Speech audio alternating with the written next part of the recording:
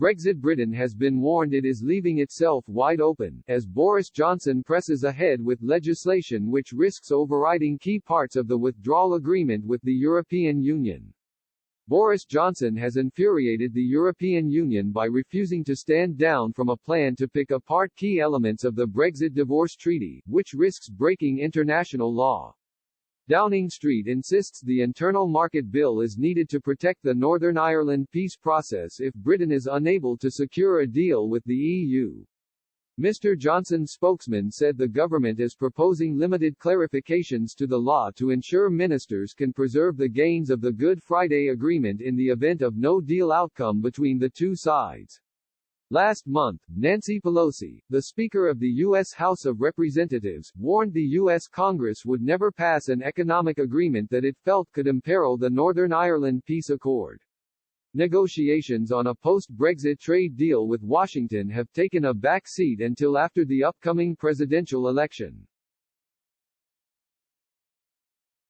Simon Usherwood, professor of politics at the University of Surrey, said, "The past several weeks have highlighted the high-risk approach that the British government is taking with the EU-UK negotiations regarding what the future relationship will be. By introducing domestic legislation that would disapply parts of the withdrawal agreement, which was only signed into law at the start of this year, Number 10 has left itself wide open to charges from the US that the UK is seeking to compromise the Good Friday Agreement."